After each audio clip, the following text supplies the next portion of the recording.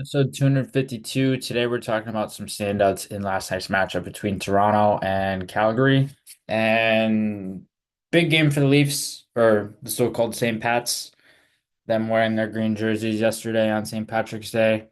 And I think they just played a really great game overall. It was just they're dominating right from the get-go. They were creating a lot of chances, creating a lot of sustained scoring chances, and I felt I was able to allow them to really take over the game. And they were really able to generate a lot offensively throughout this game. It was just a dominant effort. And on Toronto's side, we'll start with some standouts there. I think Austin Matthews is just unbelievable throughout this game. 2 goals, 1 assist, 5 shots. He was just all over the puck, all over the zone offensively. He's creating a lot of sustained volume there. He's just wreaking havoc on defensive coverage. He was so active across the board at being able to create shots and being able to shoot under pressure, shoot off 1 foot, and just being able to weight transfer and stuff like that. I think he was very effective on his velocity as well, and just being able to shoot with power, shoot with accuracy, shoot with purpose, and shoot with precision, and also with his head up. William Nylander had 3-point game, 1 goal, 2 assists, 4 shots for him, and it was just awesome. He has become a very electric player to watch in Toronto. I think of the core four, he's the one that has gotten so much better over the course of time. And you could argue Mitch Marner in that realm as well. But I think William Nylander has just rounded out his game to a completely different level. He's gotten stronger over the course of his career. He's become more of a dual threat offensive player. He's even become more of a two-way winger. His checking has continued to improve. I think when you're talking about an all-around player, William Nylander has just continued to get better as an all-around playmaker and being able to make all-around plays. And that's just a testament to how he's able to work, how he's able to get better, and he's really done that over the course of his career. And it's been really exciting to watch from him. Max Domi, who scored the first goal of the game, the Leprechaun, as I was joking. I was joking yesterday saying the Leprechaun scored the first goal of the game. And I can relate to him because I'm as short as him. He's 5'8", I'm 5'8". So I thought that was kind of funny. I thought it was kind of ironic how he was the first scorer of the game on St. Patrick's Day. But anyway, with that off my chest. So just being on a serious note, I think Max Domi was really effective. I think when you look at his game and how he's able to make plays, how he's able to generate offense, and I think he's been okay. And in Toronto thus far, I think there's a little bit more that he could provide offensively for them. But I think it's more so aligned with his role because he's been a guy that's doesn't have to be relied upon in a top six role. I think on past teams that he was on, he's more relied upon as a top six player. And in Toronto, he doesn't have to do that. I don't know if that's a good thing or a bad thing. I think it could be a little bit of both. But with Domi, certainly a guy that can provide and chip in offensively when need be, and it just is more dependent on the situation and the line mates that he's playing with.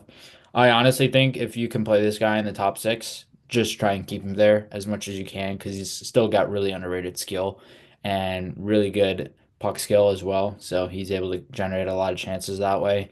I thought Mitch Marner was very effective in this game as well. 2 assists, just was noticeable as a playmaker, making plays, hounding pucks, getting pucks free, working to get pucks back, that type of thing. And all across the board, he was very engaged offensively. So he was doing a great job being engaged there and being very effective in the offensive zone. And I think he was doing a great job of being around the net as well. Just an underrated ability to create havoc around the net and be able to create chances there. Oliver Ekman-Larsson, I liked him as a puck mover. I think I noticed him more as like an old school style puck mover where he's moving pucks north and he was stretching the zone, he was stretching plays up ice, that type of thing. And he was very effective overall. And then some other guys like Matthew Nyes, I wouldn't consider him a depth player, but a guy that you can move up and down your top nine, and he's very effective. He's become a really, really good power forward for the Leafs. I am really curious to see what his long-term development is, but his trajectory has just gone up so quickly over the course of the last 2, 3, 4 years, and it's been really impressive to watch. Bobby McMahon, same thing with him, has just gotten better and better and better, and was awesome in this game last night as well. As for Calgary, I think one of the few guys who was noticeable, and we could talk about Jonathan Huber all day because he's just so good and really noticeable as a playmaker. I think Rasmus Anderson was very effective. He had the stare down on his goal like he usually does. He usually just anytime he scores, he finds the closest opponent fan in the stands on the 100 level and just stares him down. and he does this everywhere he goes. It's kind of funny to watch.